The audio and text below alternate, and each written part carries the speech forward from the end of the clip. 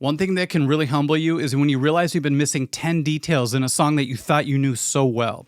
I've been playing Enter Sandman for over 30 years now, and I've had a lot of revelations, but today I had 10 more, and it blew my mind because I really thought I knew how to play this song correctly. Now, I need a little bit of slack because I grew up with these tab books. I've done my Bad Tab series before, but I had tab books, magazines. We didn't have YouTube, and I wasn't able to find, isolated versions of the guitar tracks like I am today. And so when I go over the isolated track like I did today, I was really surprised that these things were there. And I realized that back when my band used to play this song live, we didn't play any of these details. So it's kind of embarrassing. But let's go over them, and hopefully together we can tighten up this song. They always say the devil's in the details. And this is totally the case for this song. These are little things, but they actually kind of build up and they compound into bigger things. So let's go ahead and start off with the intro. One of my first big videos was that I was playing the Enter Sandman intro incorrectly. And that's when I used to play it like this.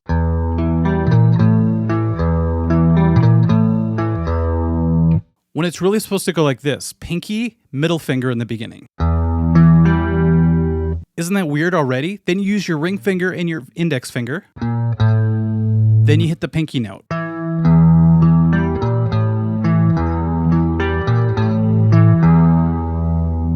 Now, I did know that, but I didn't know what he did when he went to the F sharp. So let's start with it in clean sound first. It's kind of the same idea, but look at this weird fingering. We have the pinky and the middle finger here now. We have our index finger on the F sharp. Then we use our ring finger to our first finger. That part's really supposed to be distorted, but I thought I would do it in clean so you could hear every detail. Let's go to distortion and add the mute.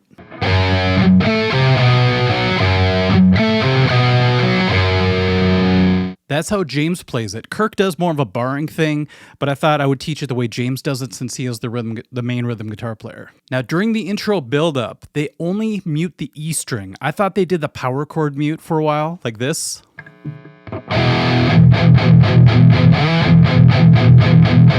But if you listen to the isolated track, it's just the 6th string muted.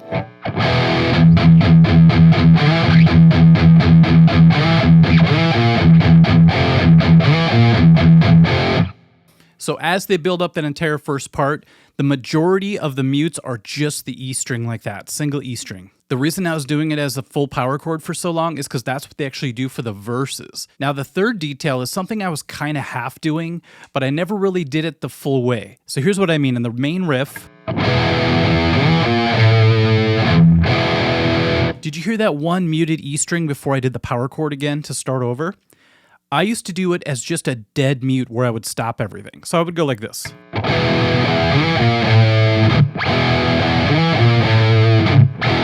it was more like an X if you look at the tab. Some people don't do anything there.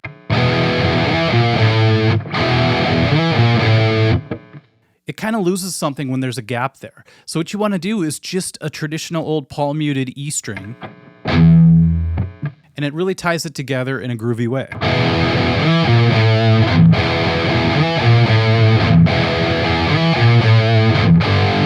This next detail, I don't know how my band used to play this song when the other guitar player and I were not on the same page because neither of us were doing it correctly.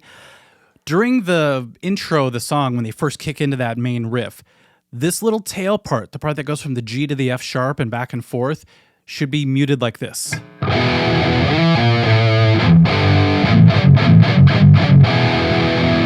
See how it's pretty much all palm muted, so it's got that real tight sound the whole way through, except for the very first hit. I can't even remember what we used to do, probably something like this. It probably changed every time, to tell you the truth, because we didn't really have the technique down of when to mute exactly. We just knew the numbers on the tab and followed that for the most part. Now here's where it gets really crazy. The 5th detail is that same part, except it's during the verse now, and you have to change the way you mute it. So during the verses, remember I talked about now doing the full E5 muted power chord?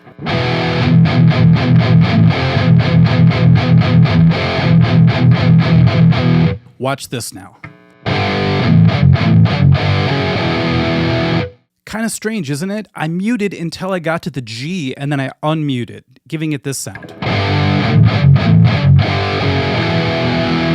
I don't know why they decided to do that, why they didn't just do the full mutes the whole time during that, but I think it sounds really cool when you open it up right when that G hits like that. The sixth detail is very strange because during the exit light part where you go to F sharp, some people find it easier to hit the downbeats and they're just inclined to do that. Other people want to do the push all the time. What I mean by a push is where you jump the beat before the one beat just by a little bit, giving it a certain feel. The way Metallica does it, it's actually a combination of the two, but you have to do them in a very specific way. So on the very first exit, it's on the downbeat. So it's like 1, 2, 3, 4, 1.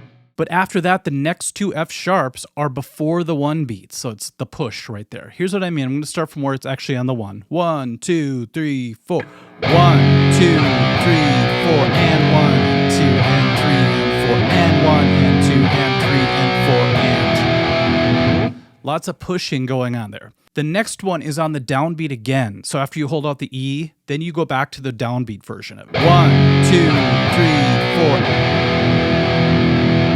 It's kind of a disaster when one of the guitar players or the bass player is doing the push and the other person isn't. It just hits in a weird way where it sounds kind of like a hiccup.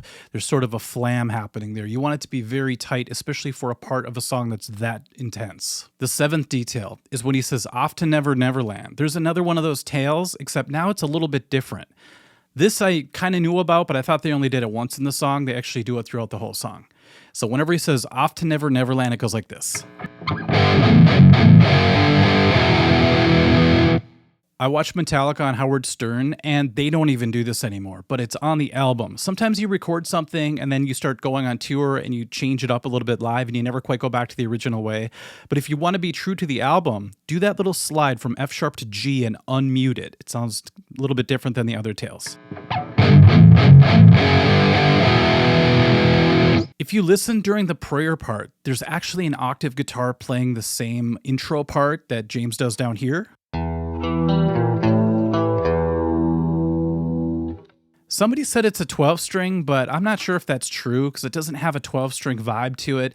It sounds like an overdub. So what's kind of cool is when I used to play the song with my band, I was just hanging out because I just got done doing the guitar solo. So I thought, okay, now I can rest. But I could have just clicked into Clean Sound and done the octave part. See how it's a lot like the F sharp part that we did before? So we're just doing it up here, and it's kind of not that hard once you have the other parts down.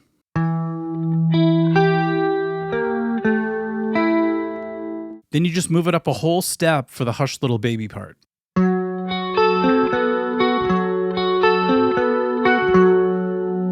Towards the end of the song, they do a double chorus where they do the exit light part twice. So first of all, you're going all that stuff. The last part where you hold out the E, we have to go back into it again, back to the F sharp. There's actually a chromatic walk-up that I never knew about back into it. So let's pretend we just did the grain of sand singing part right over this part.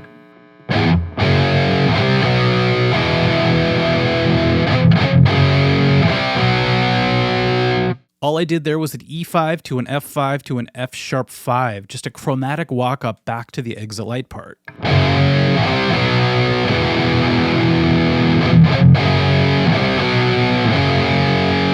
See how that could really be the difference between that part sounding super tight and just kind of loose, kind of like we winged it.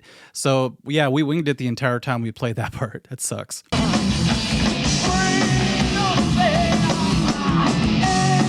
Now, the final detail isn't really a technical, like a playing detail. It's just more of something I never really noticed, but is really cool. They did such a great job producing this album that it doesn't really surprise me that this was in there. I didn't really notice it. So at the top of the song, they build into it, right? Like this. And all that stuff. Then they go to... Then they go into...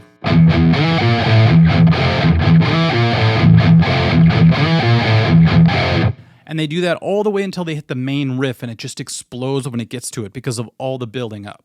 At the end of the song, they do the opposite. They actually build downward, which is really cool. It's weird that I never noticed this before. So at first they go...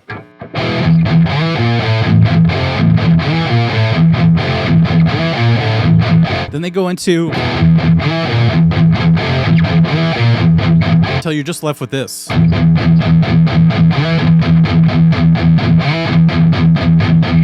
And on the album, they fade out, but live, they do the tail.